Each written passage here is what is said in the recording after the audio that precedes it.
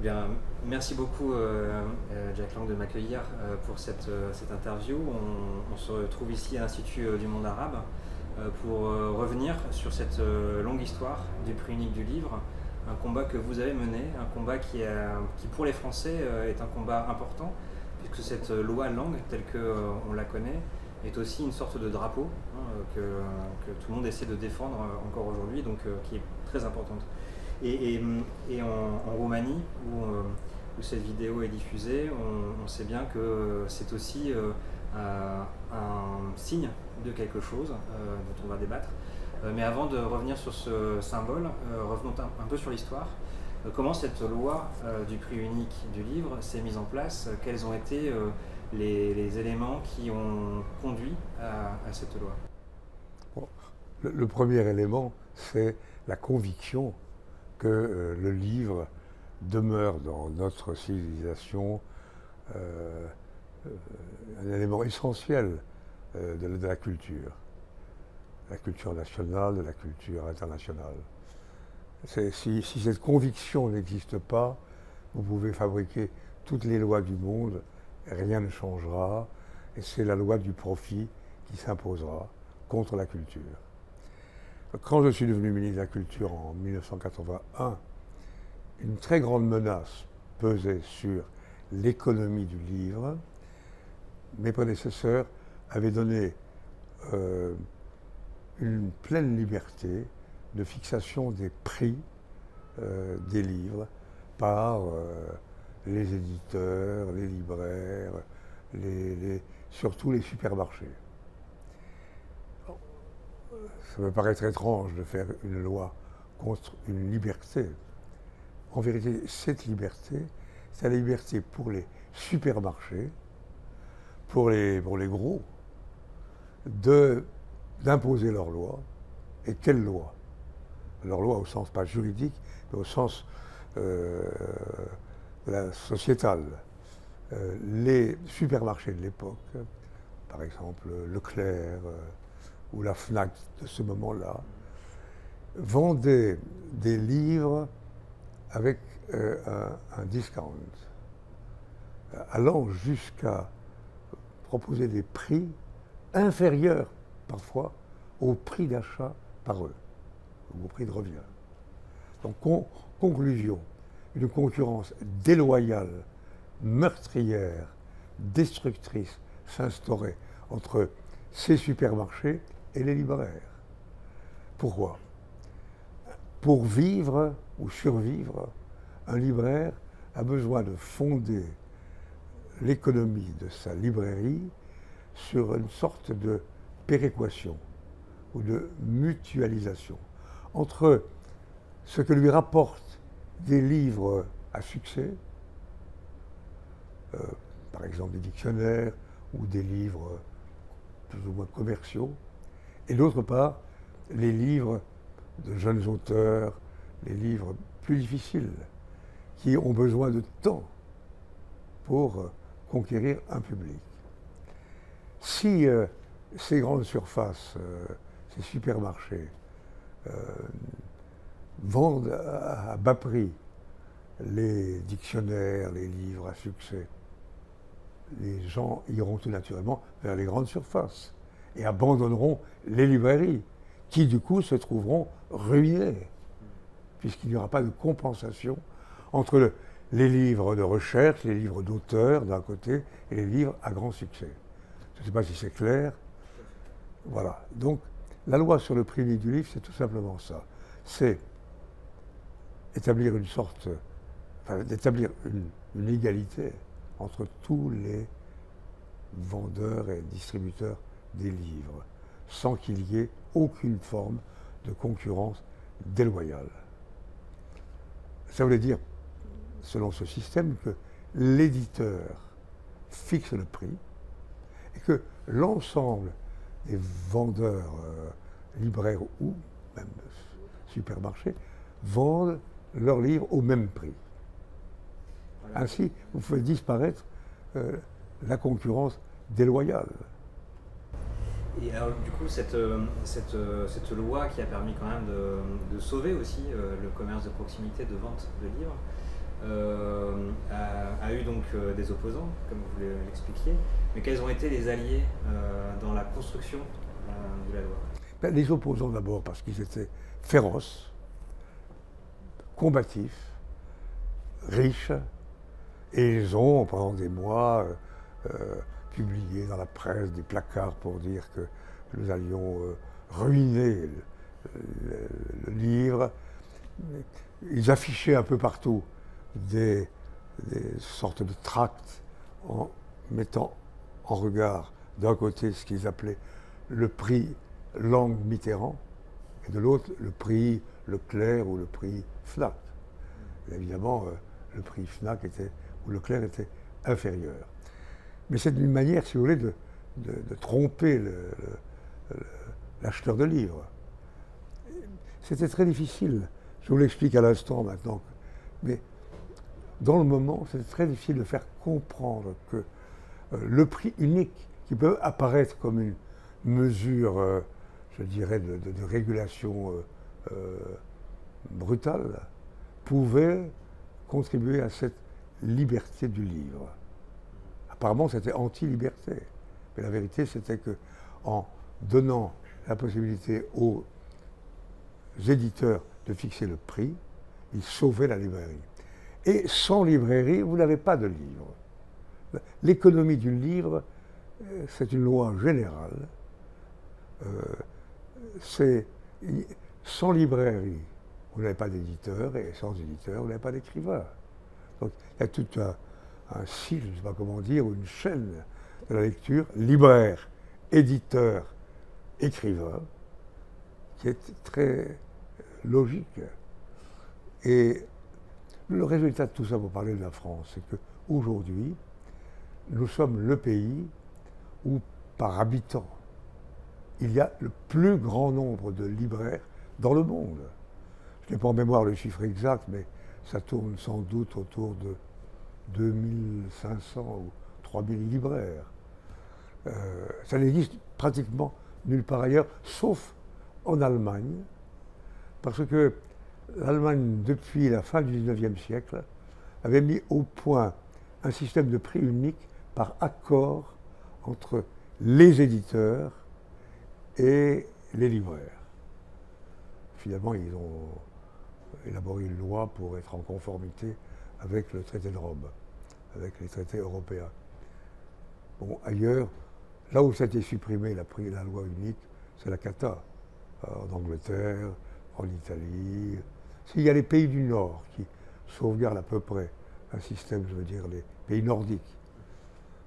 Mais ailleurs, c'est fini. En Espagne, c'est fini. Promenez-vous où que ce soit dans le monde, vous aurez beaucoup de peine à trouver une librairie. Et sans librairie, je répète, il n'y a pas d'éditeur et donc il n'y a pas d'écrivain. Ça paraît banal, ça paraît élémentaire, ça paraît simpliste, mais c'est une évidence absolue.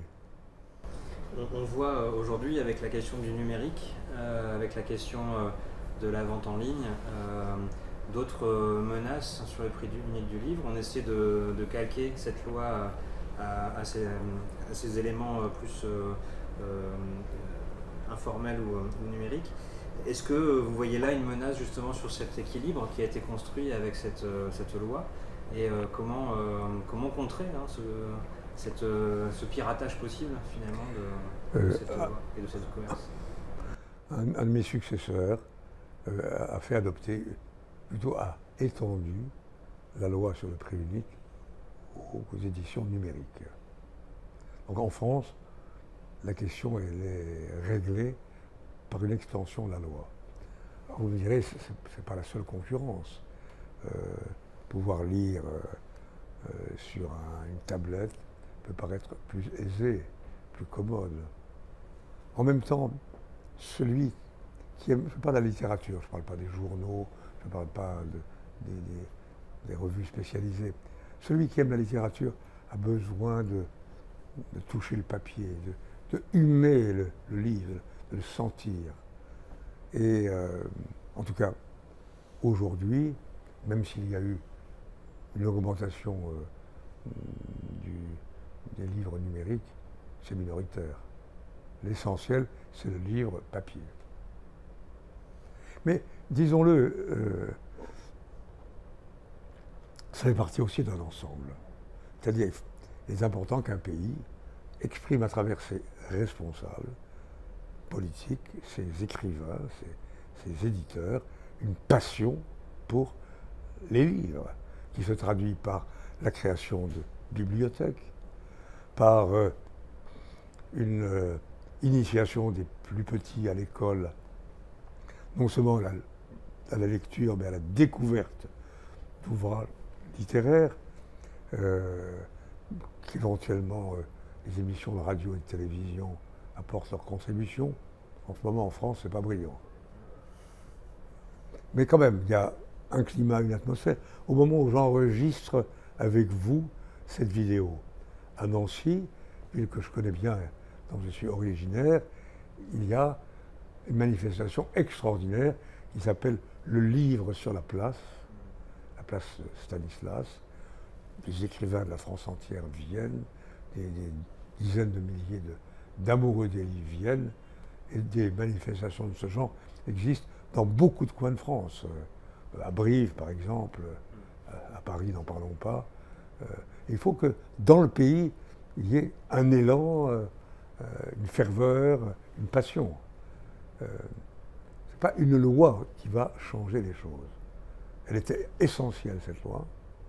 Sans elle, tout s'écroulait. Mais ça ne suffit pas. Il faut, encore une fois, donner la passion aux plus petits. Et ça passe par l'école, par la presse, etc. Non, c'est une loi qui avant d'être définitivement acceptée aujourd'hui, a dû franchir beaucoup d'obstacles. D'abord, au Conseil des ministres. Plusieurs ministres étaient réservés. Et notamment, le ministre de la Consommation disait que cette loi aurait pour conséquence un surenchérissement des prix. Enfin bref, je me suis bagarré avec le soutien de quelques grands ministres de l'époque, notamment M. Gaston Defferre. La loi a été adoptée par le Conseil des ministres. Alors le Parlement, c'était une autre paire de manches. Et alors, il se fait que j'étais un bleu, j'étais un tout nouveau, je ne connaissais pas bien le système, et il m'avait collé, pour des raisons d'encombrement du calendrier parlementaire, il m'avait fait commencer par le Sénat, assemblée en principe hostile à ce moment-là au gouvernement. Alors je me souviens, arrivant au pied du palais du Luxembourg, où se trouve le Sénat, le président de la commission des affaires culturelles, c'était un socialiste, mais minoritaire, et qui me dit, écoute Jacques, n'insiste pas, ils n'en veulent pas. Je dis, comment ils n'en veulent pas? Ils ne comprennent pas, ils n'en veulent pas, mieux vaut que tu renonces plutôt que de courir à l'échec. Je dis, non, on va se battre. On a pris un engagement, on va se battre. Et la chance que j'ai eue, c'est qu'à l'intérieur de la commission des affaires culturelles, il y avait un écrivain, connu par ailleurs, très connu en France, parce qu'il avait été la voix du général de Gaulle pendant la guerre, Maurice Schumann. Et alors Maurice Schumann, tout à coup, dans son orgueil d'écrivain, a pris fait et cause pour la loi et en a été le meilleur défenseur. Donc adopté à l'unanimité, ensuite à l'Assemblée, c'était facile. Donc ça, c'était la première étape. Et je me disais naïvement, bon, c'est réglé, passons à autre chose. Mais pas du tout. Ces gens-là ont bravé, je répète, ont bravé le texte. Ils ont continué à vendre des livres à prix cassé. Ils les appelaient les prix Leclerc ou les prix Fnac. C'était une illégalité totale. Mais comme je n'avais pas pris la précaution d'introduire une disposition pénale, j'étais un peu naïf, je répète, j'étais démuni. Et donc j'ai réussi ensuite à convaincre quelques membres du gouvernement de faire un texte pour créer une contravention. D'ailleurs, le ministre des Finances ne l'a pas signé. Et on a, pendant les semaines qui ont suivi, relevé de très nombreuses contraventions contre ceux qui ne respectaient pas la loi. Mais ils ne capitulaient pas. Et ils ont trouvé une astuce qui a failli nous foutre en l'air complètement.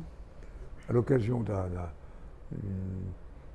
procès engagé par eux devant un tribunal, ou par nous devant un tribunal, ils ont soulevé ce qu'on appelle une question d'incompatibilité de la loi avec le traité de Rome. Donc, automatiquement, selon le traité de Rome, la Cour de justice de Luxembourg était saisie sur cette question de savoir si notre texte était ou non conforme au traité européen. On était très mal barrés, je vous le dis franchement. Parce que l'idéologie de la Commission à l'époque et des instances européennes était ultra-libérale. Ils ne comprenaient pas. Alors, non, on a failli perdre.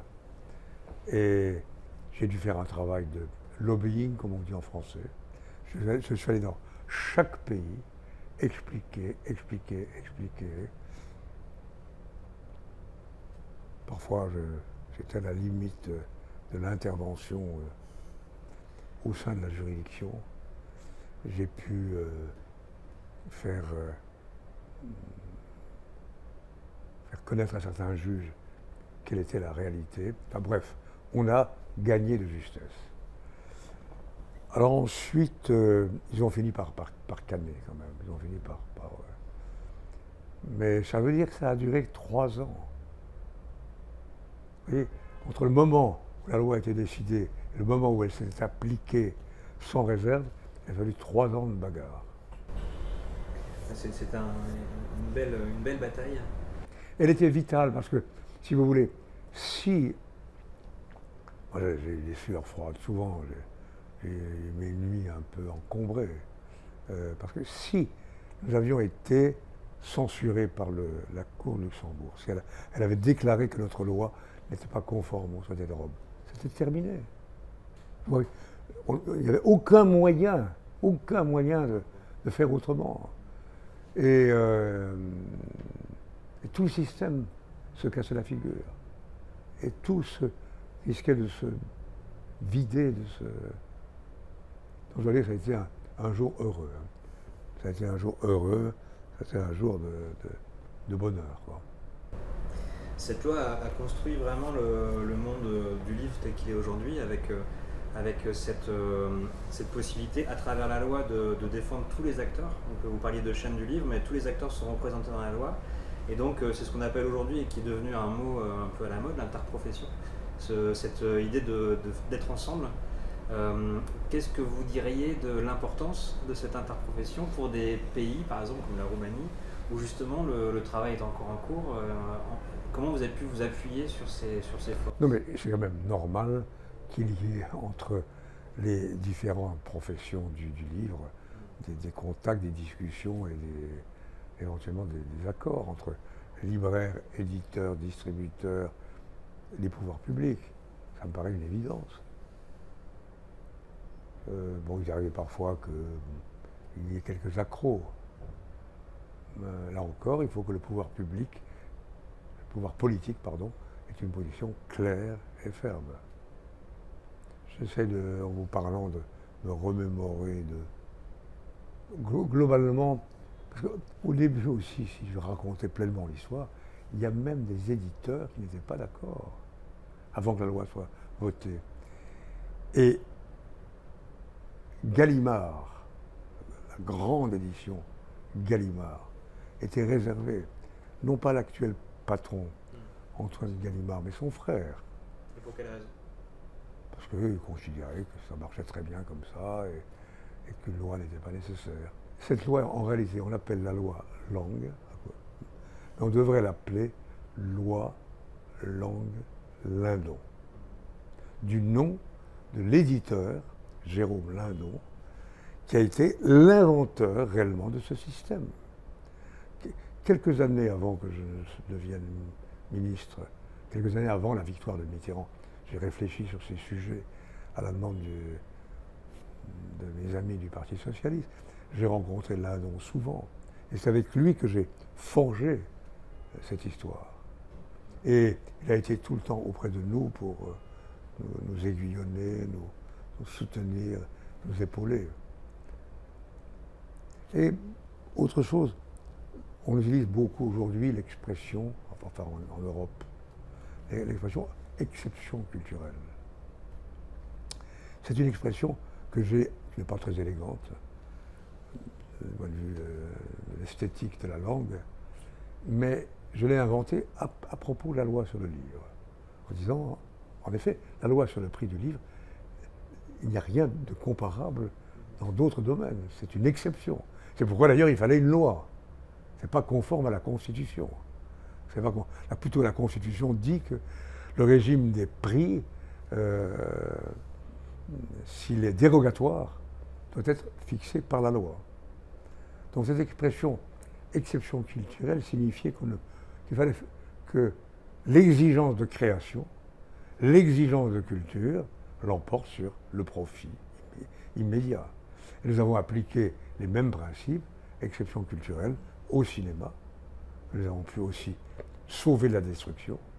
Nous avons voulu échapper au sort du cinéma italien, du cinéma allemand, du cinéma anglais, qui, faute d'une politique volontaire, ont disparu, pratiquement. Et d'ailleurs, dans les pays ex-communistes, le même phénomène s'est produit, parce qu'il n'y a pas eu une volonté suffisamment forte de sauvegarde du cinéma national de chaque pays. Alors on arrive au terme de l'interview.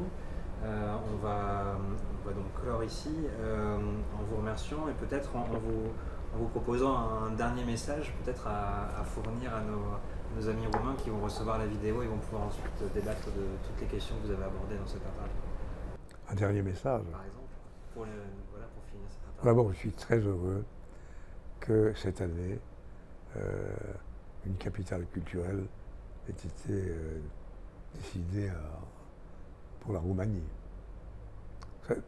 Là aussi, si vous voulez, c'est une petite histoire particulière. Nous avons créé cette histoire de capitale culturelle avec Melina Mercouri, qui était ministre grec de la Culture. Et on était en réunion, c'est la première réunion, je crois, des ministres de la Culture de l'Europe en 1984. Et la veille au soir, on va prendre un pot avec elle, on va déguster un peu de ouzo et je ne sais pas quoi d'autre. Et on se dit, qu'est-ce qu'on va leur proposer? Et je crois que c'est elle qui a eu l'idée. Proposons-leur que chaque année, il y ait une ville désignée comme capitale culturelle. Soit, ça apparaît un peu gadget quand même, ça apparaît un peu carte postale. Non, tu verras, c'est quelque chose qui finira par marcher. Et elle avait raison. La première année, c'était laborieux. Et petit à petit, vous l'avez vu, les villes de chaque pays se battent pour être choisies. Non, et puis c'est la Roumanie, c'est un pays que je connais par les livres, que je connais par le cinéma, par le théâtre, par des personnes, qui ont été de grands amis. Mais j'ose le dire, chaque fois j'ai raté le coup, j'ai été très gentiment invité pour venir cette fois-ci. J'espère me rattraper. Mais c'est un pays d'une grande beauté. C'est un pays qui a beaucoup souffert. C'est un pays qui, aujourd'hui, essaie de trouver une nouvelle voie. Puis les Roumains, c'est un peuple singulier qui parle une langue latine, enfin d'expression latine. Et il y a des gens très doués, très brillants. C'est merveilleux que cette année, la Roumanie soit l'un des 2 pays choisis pour la capitale culturelle. Mais mon message, simplement, c'est salut les amis roumains. Et j'espère surtout avoir la chance de m'échapper de Paris pour aller vivre un moment en Roumanie.